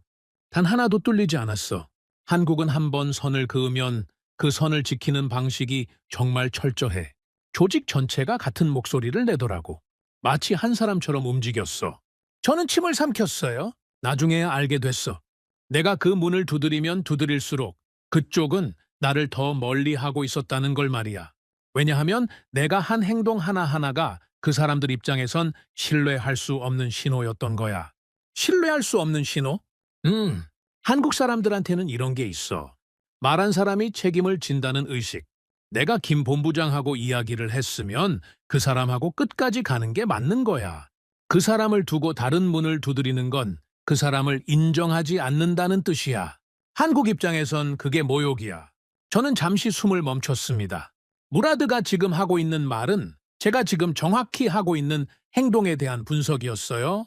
저는 김 본부장이 선을 그었다는 이유로 대사관을 두드렸고 기업 지사장을 만났고 단독 만남을 요청했습니다. 그 모든 것이 한국 측 입장에선 김 본부장을 인정하지 않는 행동으로 보였던 거죠. 무라드, 그럼 자네는 결국 어떻게 해결했어? 무라드는 한숨을 쉬었습니다. 해결 못했어. 뭐? 처음 협상 말이야. 그건 결국 깨졌어. 내가 너무 밀어붙였거든. 그때 나는 내 커리어에서 가장 큰 실패를 맛봤어. 자네도 알잖아. 우리 같은 사람한테 협상 결렬이 어떤 의미인지. 저는 고개를 끄덕였어요. 너무도 잘 알고 있었습니다. 그럼 그 다음에 내가 한 건 단 하나였어. 뭔데? 내 방식을 완전히 버리는 거였어. 무라드의 목소리가 낮아졌습니다. 그는 저를 똑바로 쳐다봤어요. 그 눈빛에 진심이 담겨 있었습니다. 칼리드, 내가 지금 자네한테 하는 말은 친구로서 하는 말이야. 협상가 대 협상가가 아니라 친구 대 친구로 하는 말이야. 한국을 상대로 이길 수 있는 방법은 단 하나야. 이기려고 하지 않는 거야. 정말이야. 저는 그의 말을 듣고 한참을 말을 잇지 못했어요. 무라드, 자네 지금 농담하는 거 아니지? 농담이면 얼마나 좋겠어. 20년 협상가 둘이 앉아서 이기지 말자는 이야기를 하고 있는 건데 이게 농담이면 좋겠지. 근데 진담이야, 칼리드. 한국은 이겨서 얻을 수 있는 상대가 아니야. 이해해서 얻을 수 있는 상대야. 그는 잔을 들고 저와 건배했습니다. 칼리드, 오늘 내가 자네한테 해줄 수 있는 이야기는 여기까지야. 그리고 한 가지만 더 말할게. 지금 자네가 이 이야기를 듣고 어떻게 받아들이느냐에 따라 자네 협상의 결과가 완전히 달라질 거야. 저는 그의 잔에 제 잔을 맞댔어요. 유리 부딪히는 맑은 소리가 레스토랑에 울렸습니다. 그런데 그 소리가 그날따라 유난히 무겁게 들렸어요. 제 머릿속에선 하나의 문장이 계속 맴돌고 있었습니다. 이기려고 하지 않는 것. 20년간 이기기 위해서만 살아온 사람이 이 한 문장을 어떻게 받아들여야 할지. 그날 밤 저는 호텔로 돌아오는 내내 그 생각만 했습니다. 그리고 저는 그때까지도 몰랐어요. 이 한 문장이 제 인생의 방향을 바꾸게 될 결정적인 한마디가 될 거라는 사실을 말이죠. 호텔로 돌아오는 차 안에서 저는 단 한마디도 하지 않았습니다. 운전기사가 몇 번 룸미러로 저를 힐끗거렸어요. 평소 수다스럽던 제가 그날따라 이상하게 조용하니까 걱정이 된 거겠죠. 하지만 저는 창밖만 바라봤습니다. 리야드의 밤거리가 차창에 천천히 스쳐 지나갔어요. 이기려고 하지 않는 것? 무라드의 그 한마디가 머릿속에서 떠나지 않았습니다. 그 말은 저에겐 독약이었어요. 20년간 쌓아온 제 모든 것을 부정하는 말이었거든요. 저는 이기기 위해 사는 사람이었습니다. 이기지 못하면 의미가 없다고 믿는 사람이었죠. 그런데 오랜 친구가 저에게 이기려 하지 말라고 말한 겁니다. 그것도 누구보다 저를 잘 아는 친구가 말이죠. 호텔방에 들어서자마자 저는 불을 켜지도 않았습니다. 그냥 어두운 방 안에 소파에 앉아 천천히 넥타이를 풀었어요. 창문 밖에선 도시의 불빛이 은은하게 들어왔습니다. 그 빛이 방 안을 희미하게 비췄죠. 저는 오랫동안 그렇게 앉아 있었어요. 시계를 보니 자정이 지나 있었습니다. 피곤했지만 잠이 오지 않았죠. 제 머릿속은 여전히 전쟁 중이었거든요. 한쪽에선 차관의 목소리가 들렸습니다. 칼리드, 일주일 안에 결과를 가져와. 못하면 자네 자리는 없어. 다른 한쪽에선 무라드의 목소리가 들렸어요. 이기려고 하지 마. 그 방법뿐이야. 두 목소리는 절대 양립할 수 없었습니다. 하나를 선택하면 다른 하나를 버려야 했어요. 그리고 어느 쪽을 선택하든 저는 뭔가를 잃게 될 거였습니다. 저는 자리에서 일어나 미니바에서 물 한 병을 꺼냈어요. 그리고 천천히 마셨습니다. 목구멍을 타고 내려가는 차가운 감각이 제 정신을 조금 깨워줬죠. 칼리드, 정리해보자. 저는 저 자신에게 말했어요. 이기려고 하지 않는다는 게 정말로 협상을 포기하는 걸까? 아니면 다른 방식으로 이기는 걸까? 그 질문을 스스로에게 던지는 순간 제 머릿속에서 뭔가가 움직였습니다. 오랫동안 막혀있던 돌이 조금씩 밀려나는 느낌이었어요. 무라드는 저에게 협상을 포기하라고 말한 게 아니었습니다. 그는 제 방식을 버리라고 말한 거였어요. 제 방식이 뭐였습니까? 상대를 밀어붙이고 선을 넘게 만들고 결국 제가 원하는 조건을 관철시키는 것. 그 방식이 한국에겐 통하지 않는다는 뜻이었죠. 그럼 다른 방식은 뭘까요? 저는 소파의 등을 깊숙이 기댔습니다. 그리고 천천히 생각을 정리했어요. 한국이 왜 소스 코드를 주지 않으려 할까요? 그들에겐 그게 수십 년간 피땀으로 쌓아온 결과물이기 때문입니다. 남의 기술에 묶여 살았던 시절의 고통을 다시는 반복하고 싶지 않기 때문이에요. 그건 돈으로 살 수 있는 게 아니라 그들의 삶 자체였던 겁니다. 그럼 저는 그들에게 뭘 줄 수 있을까요? 이 질문이 제 머릿속을 치고 들어왔을 때 저는 순간 멈춰 섰습니다. 20년간 저는 단 한 번도 이런 질문을 스스로에게 던진 적이 없었어요. 저는 늘 상대에게서 뭘 받을까만 생각했지 상대에게 뭘 줄까는 생각해 본 적이 없었던 거죠. 심지어 이런 사고방식이 존재한다는 것조차 낯설었습니다. 줄 수 있는 것. 저는 태블릿을 열어 한국 측에 대한 정보를 다시 정리해보기 시작했습니다. 이번엔 무엇을 빼앗을까가 아니라 무엇을 줄까라는 관점으로 말이죠. 한국이 우리에게 원하는 건 뭘까요? 시장. 당연히 시장입니다. 사우디는 거대한 시장이었으니까요. 그런데 단순한 시장만은 아니었어요. 한국이 정말 원하는 건 신뢰받는 고객일 거였습니다. 그들의 기술과 제품을 제대로 이해하고 장기적으로 파트너가 될 수 있는 고객 말이죠. 그리고 저는 또 하나를 깨달았습니다. 한국은 중동 시장에 뿌리를 내리고 싶어 한다는 걸요. 중동은 지금까지 미국과 유럽이 장악해온 시장이었습니다. 한국이 여기서 인정받는다는 건 세계 방산 시장에서 새로운 위치를 얻는다는 뜻이었죠. 그들에게도 이 거래는 단순한 계약이 아니라 국제 무대에서의 입지를 결정하는 문제였던 겁니다. 저는 이 두 가지를 연결해 보기 시작했어요. 한국은 신뢰받고 싶어 한다. 그리고 중동에서 입지를 굳히고 싶어 한다. 그렇다면 제가 해야 할 일은 정해진 거였습니다. 소스 코드를 빼앗는 게 아니라 한국이 사우디와의 거래를 성공 사례로 삼을 수 있도록 만들어주는 것. 그게 제가 줄 수 있는 가장 큰 선물이었어요. 중동의 거대한 시장에서 한국 방산이 자리 잡는 첫 발판.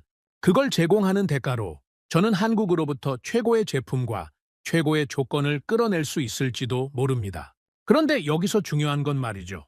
제가 요구할 수 있는 게 소스 코드가 아니라는 사실이었어요. 그 선은 넘을 수 없는 선이었으니까요.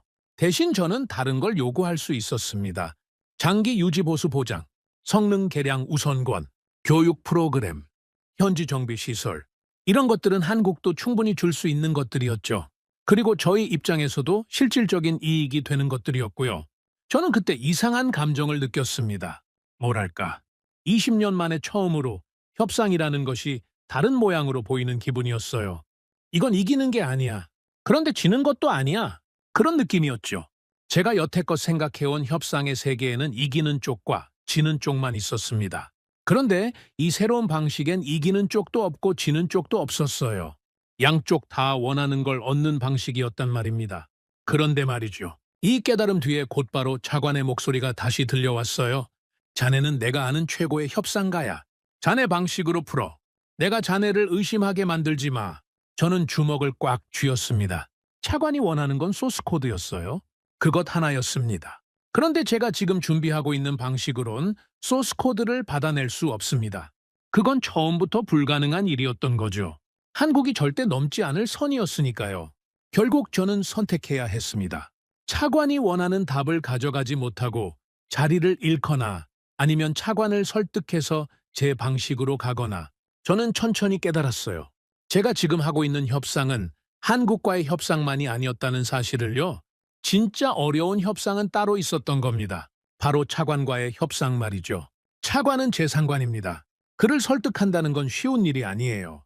특히 그가 이미 확고한 입장을 가지고 있는 상태에선 더 어려운 일이었죠. 하지만 저는 해야 했습니다.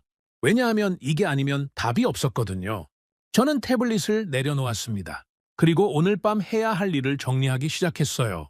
내일 차관에게 갈 때 들고 갈 자료를 준비해야 했죠. 단순히 소스 코드는 못 받습니다 라는 보고로는 안 됐어요.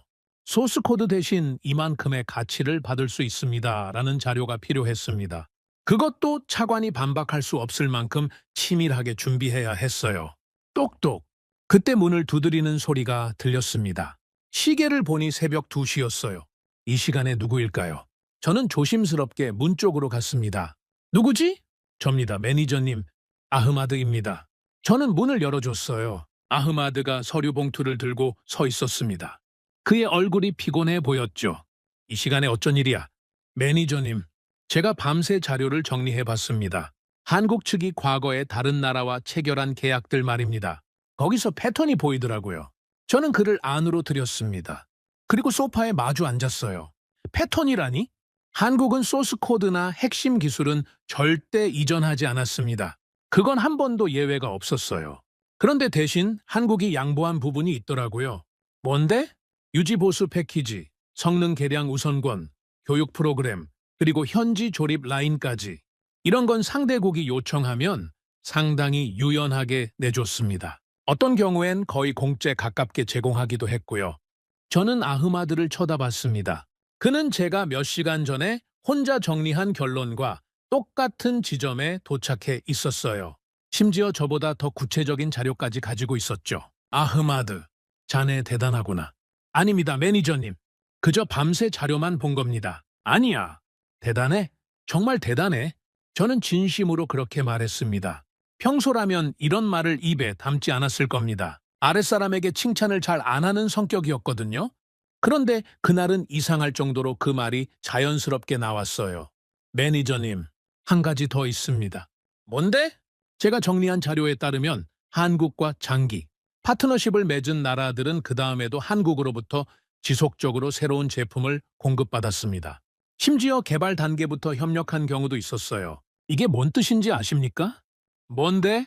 한국은 신뢰하는 고객에게는 시간이 지날수록 더 많은 걸 열어준다는 뜻입니다. 처음부터 다 주지 않을 뿐 관계가 쌓이면 점점 더 많은 걸 공유할 수 있는 상대라는 말씀입니다. 저는 그 말을 듣고 한동안 말을 잇지 못했어요. 이게 바로 제가 찾던 답이었습니다. 지금 당장 소스 코드를 받아내는 건 불가능해요. 하지만 한국과의 관계가 쌓이면 10년 뒤, 20년 뒤에는 어떤 일이 가능할지 아무도 모르는 겁니다. 어쩌면 그때쯤이면 사우디도 한국과 공동 개발 단계까지 갈 수 있을지도 몰랐어요. 이건 차관에게 충분히 설득력 있는 이야기였습니다. 물론 차관이 처음엔 반발할 거예요. 단기적으로 소스 코드를 받아내는 게 아니라 장기적인 관계를 통해 더 큰 걸 얻자는 이야기니까요. 하지만 이건 단순한 후퇴가 아니었습니다. 이건 전략적인 전환이었어요. 아흐마드, 지금부터 몇 시간 안에 차관님 설득용 자료를 완성해야 한다. 내일 아침 첫 시간에 내가 차관실로 들어간다. 도와줄 수 있나? 물론입니다, 매니저님. 그는 주저없이 대답했어요. 저는 자리에서 일어나 노트북을 켰습니다. 새벽 2시였지만 저는 이상하게도 맑은 정신이었어요. 피곤한 게 아니라 오히려 깨어있는 느낌이었습니다. 그리고 그날 밤 저는 20년 협상가 인생에서 가장 중요한 보고서를 준비하기 시작했어요. 다만 저는 그때까지도 몰랐습니다. 이 보고서를 들고 차관실에 들어갔을 때 제가 마주하게 될 그의 반응이 얼마나 차가울지를 말이죠. 그리고 그 차가움 앞에서 제가 처음으로 상관에게 등을 보이게 될 거라는 사실을 말입니다. 새벽 5시, 저와 아흐마드는 작성한 보고서를 최종 점검했습니다. 종이 한 장 한 장에 우리의 밤이 고스란히 담겨 있었어요. 한국 방산의 과거 계약 사례, 소스코드 이전이 왜 불가능한지에 대한 분석, 그 대신 우리가 얻을 수 있는 실질적 가치들, 그리고 장기 파트너십이 가져올 10년 후, 20년 후의 전략적 이익까지 모든 게 촘촘하게 정리돼 있었습니다. 매니저님, 이 정도면 충분합니다. 아흐마드가 말했어요. 저는 고개를 끄덕이면서도 속으론 확신이 없었습니다. 자료가 문제가 아니었거든요. 문제는 이 자료를 읽을 사람의 마음이었어요. 아흐마드, 자네는 좀 쉬어. 나는 샤워하고 바로 국방부로 간다. 같이 가겠습니다. 아니야, 이건 나 혼자 들어가야 하는 자리야. 아흐마드는 더 말하지 않았습니다. 그는 제 뜻을 알아줬어요. 차관과의 대화는 보좌관이 끼어들 자리가 아니었거든요. 그건 저 혼자 감당해야 할 일이었습니다. 오전 8시, 저는 국방부 건물 앞에 서 있었어요. 하늘은 이상할 정도로 맑았습니다. 바람 한 점 없었고 햇살은 벌써부터 강했죠. 저는 잠시 하늘을 올려다봤습니다. 그리고 천천히 건물 안으로 들어갔어요. 엘리베이터를 타고 차관실 층으로 올라가는 동안 제 심장은 평소보다 빨리 뛰고 있었습니다. 20년 협상가가 상관 앞에서 긴장한다는 게 좀 우습지만 그날은 정말 그랬어요. 왜냐하면 제가 지금 가지고 올라가는 보고서가 차관이 원하는 답과 정반대였기 때문입니다. 침착해, 칼리드. 자네가 준비한 건 논리야. 논리는 절대 무너지지 않아. 저는 속으로 그렇게 되뇌었습니다. 차관실 비서가 저를 맞이했어요. 매니저님, 안으로 들어가시죠. 차관님께서 기다리고 계십니다. 저는 가볍게 고개를 숙이고 문을 열었습니다. 차관은 책상 앞에 앉아 서류를 보고 있었어요. 제가 들어오자 그는 고개를 들었습니다. 칼리드, 어떻게 됐나? 좋은 소식이 있겠지? 그의 말투엔 이미 기대가 담겨 있었습니다. 저는 잠시 망설였어요. 그리고 천천히 자리에 앉았습니다. 차관님, 제가 지난 며칠 동안 깊이 고민했습니다. 그리고 한 가지 결론에 도달했습니다. 말해봐. 저는 준비해온 보고서를 그의 책상 위에 올려놓았습니다. 저는 이 보고서를 바탕으로 차관님께 새로운 전략을 제안드리고자 합니다. 기존의 소스코드 확보 전략 대신 다른 방식으로 접근해야 한다는 결론입니다. 차관의 눈빛이 순간 얼어붙었어요. 그는 보고서를 쳐다보지도 않고 저를 똑바로 바라봤습니다. 뭐라고? 차관님, 한국은 소스코드를 절대 이전하지 않습니다. 이건 제 개인적인 판단이 아니라 한국의 과거 모든 방산 계약을 검토한 결과입니다. 예외가 단 한 번도 없었습니다. 앞으로도 예외는 없을 겁니다. 칼리드, 차관의 목소리가 낮아졌습니다. 저는 숨을 한 번 고르고 말을 이었어요. 차관님, 다만 저는 이 결론이 우리의 실패를 뜻한다고 생각하지 않습니다. 오히려 저는 이 상황에서 우리가 얻을 수 있는 더 큰 가치를 발견했습니다.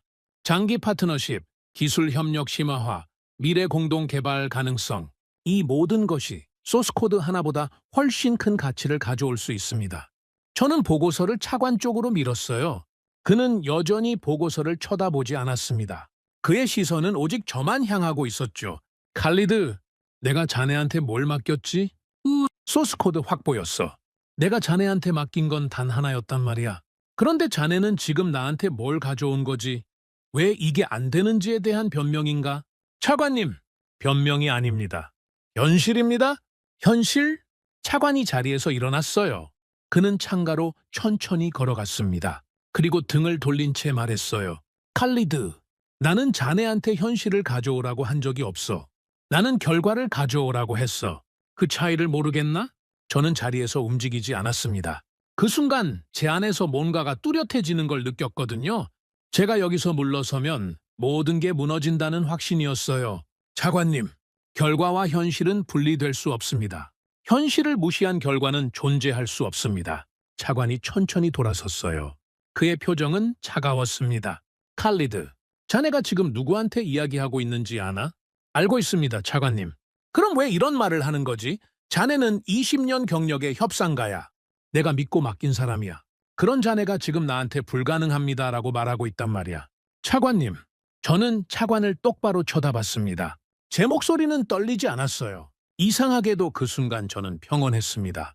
저는 20년 동안 협상만 해온 사람입니다.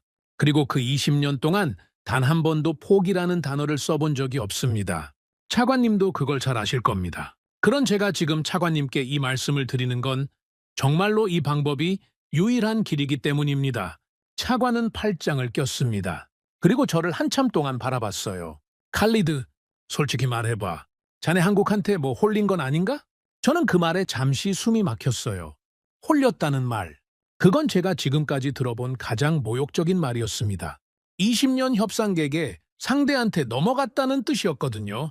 하지만 저는 반박하지 않았습니다. 대신 조용히 말했어요. 차관님, 홀린 게 아닙니다. 배운 겁니다. 배웠다? 네. 20년 동안 제가 한 번도 해본 적 없는 방식을 이번 협상을 통해 처음으로 배웠습니다. 상대를 이해하는 협상이라는 게 뭔지 저는 이제 조금 알 것 같습니다. 차관은 고개를 저었어요. 칼리드, 자네답지 않아? 차관님, 저다운 게 뭔지 저도 잘 모르겠습니다. 다만 한 가지는 분명합니다. 이 보고서를 읽어주십시오. 그리고 판단해 주십시오. 읽어보지도 않고 결정하지 마시기 바랍니다. 저는 그렇게 말하고 자리에서 일어났습니다. 제가 할 수 있는 건 여기까지였어요. 더 말해봤자 의미가 없었습니다. 결정은 차관의 몫이었거든요. 차관님, 저는 일단 호텔로 돌아가겠습니다.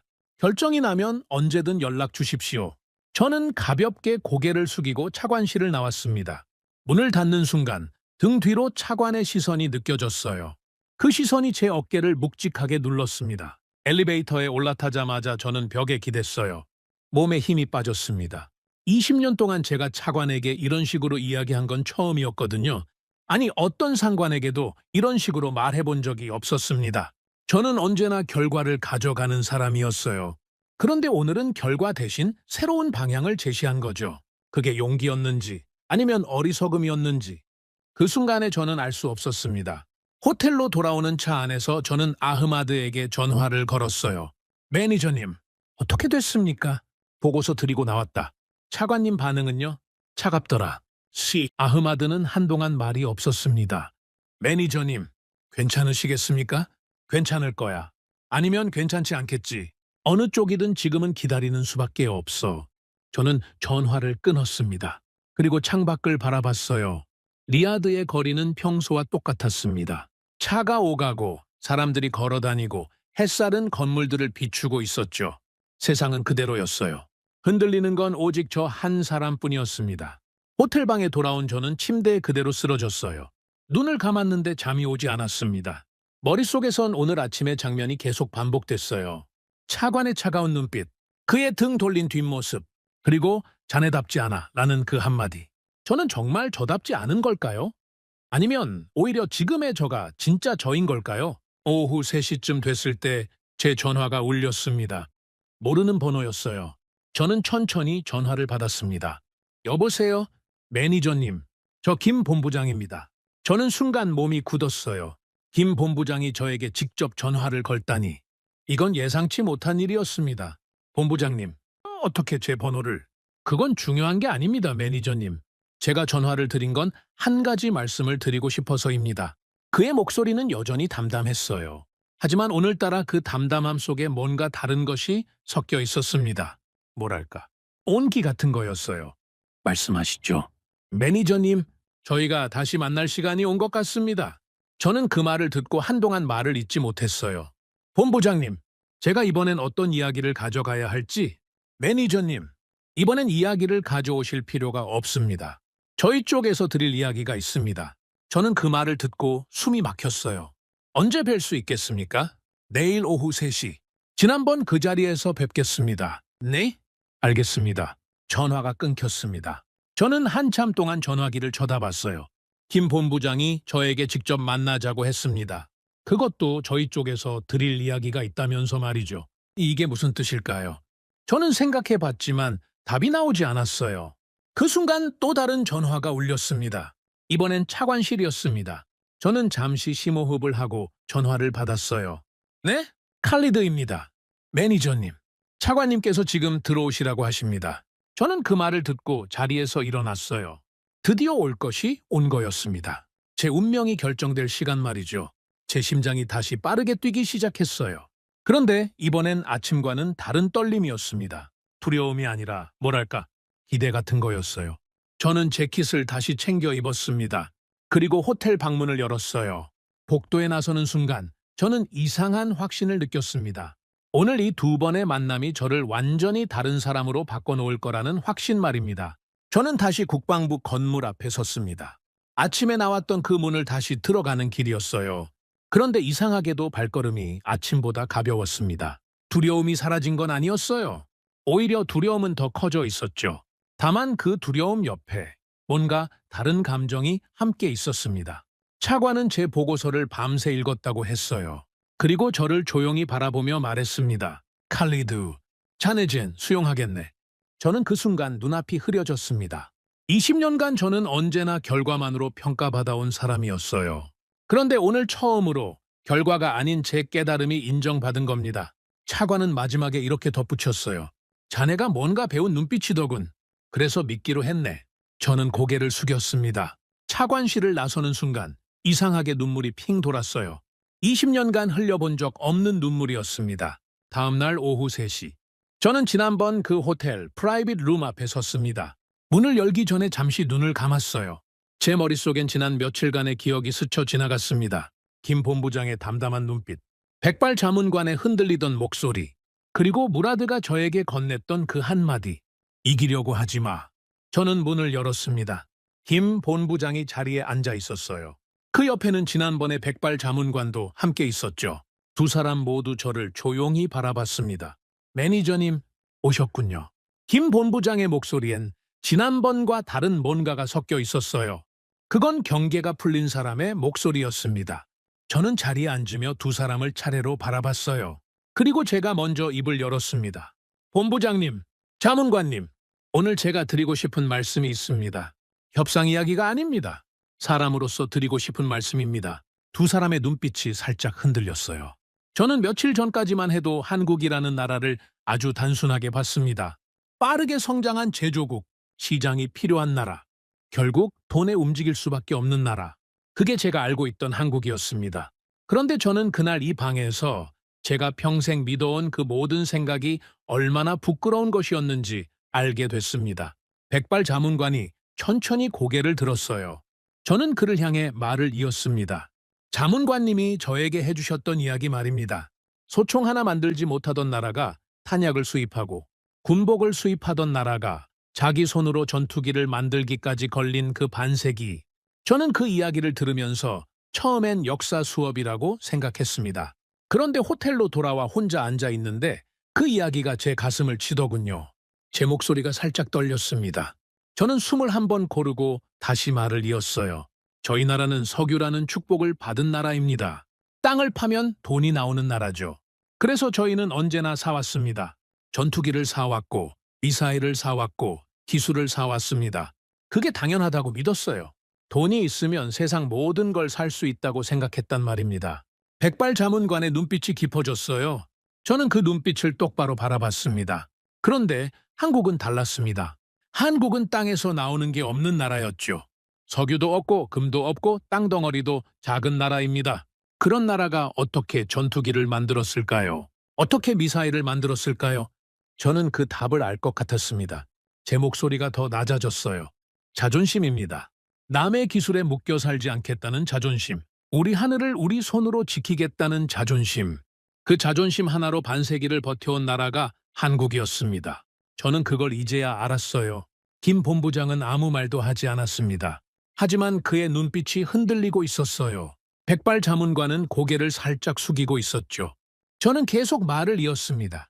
자문관님, 제가 한 가지 고백을 드리고 싶습니다. 저는 어젯밤에 KF-21이 처음 하늘을 날던 순간의 영상을 봤습니다. 몇 번을 돌려봤는지 모르겠어요. 영상 속에서 한국 기술자들이 활주로 옆에서 두 손을 모으고 기도하듯 그 비행기를 바라보고 있었습니다.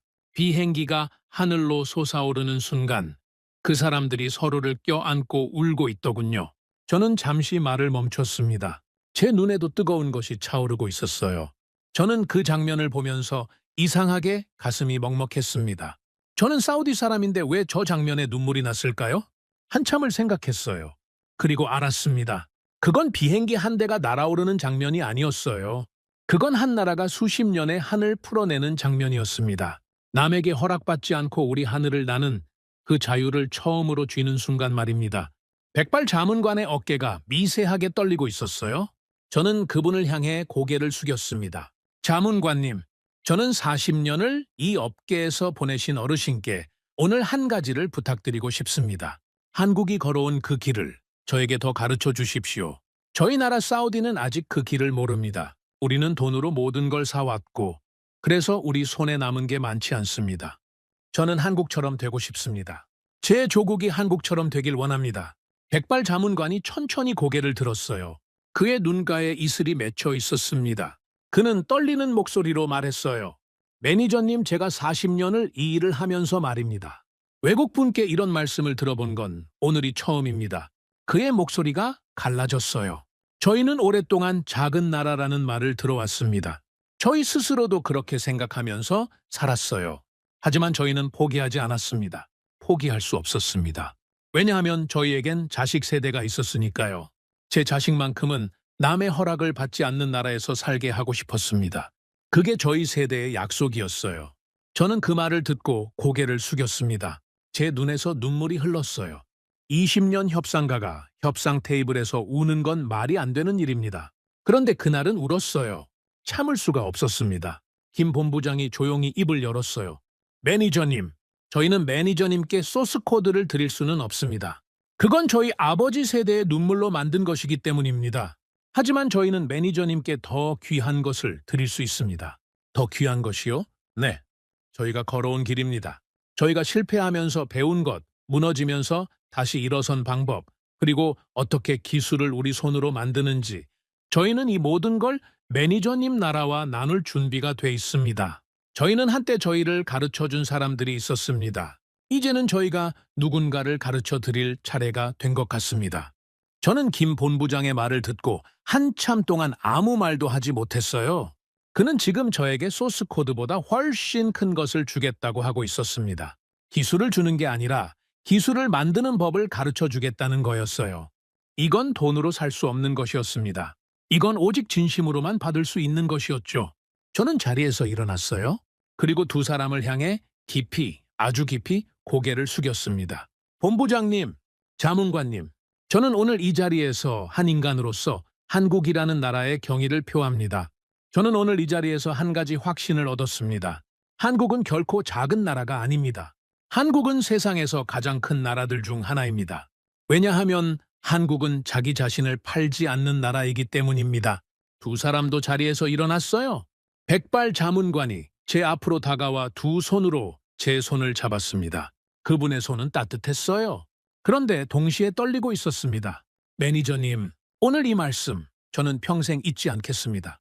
저는 그분의 손을 꼭 잡았습니다. 아무 말도 하지 않았어요. 말로 할 수 있는 것이 아니었거든요. 그날 저는 호텔로 돌아오는 차 안에서 창밖을 오래 바라봤습니다. 리야드의 하늘은 여전히 맑았어요. 그런데 그 하늘이 오늘따라 다르게 보였습니다. 저는 문득 이런 생각이 들었어요. 저 하늘 어딘가를 지금 이 순간에도 한국의 전투기가 자유롭게 날고 있을지도 모른다는 생각이었죠. 누구의 허락도 없이 자기 힘으로 만든 날개로 자기 하늘을 지키면서 말입니다. 저는 평생 돈이 세상의 답이라고 믿어왔습니다. 하지만 지금 저는 다른 답을 알게 됐어요. 세상엔 돈으로 살 수 없는 것이 있고 그걸 지켜낸 나라만이 진짜 강한 나라라는 사실 말입니다. 한국은 그런 나라였어요. 한국은 제가 평생 만나본 어떤 나라보다 위대한 나라였습니다. 저는 오늘도 이 깨달음 속에 서 있습니다. 그리고 저는 알고 있어요. 제가 남은 평생 동안 오늘 이 자리를 잊지 못할 거라는 사실을 말이죠. 한국, 작지만 누구보다 큰 나라. 저는 오늘 당신들 앞에서 한 수 배웠습니다. 진심으로 고맙습니다. 오늘의 사연은 여기까지입니다. 구독과 좋아요는 영상 제작에 아주 큰 힘이 됩니다. 지금까지 감동테라스 저는 소희였습니다. 오늘도 우리 구독자님들의 가정에 따뜻한 행복이 가득하시길 진심으로 바라겠습니다. 긴 영상 끝까지 시청해주셔서 정말 감사합니다. 내일 더 좋은 이야기로 찾아뵙겠습니다. 감사합니다.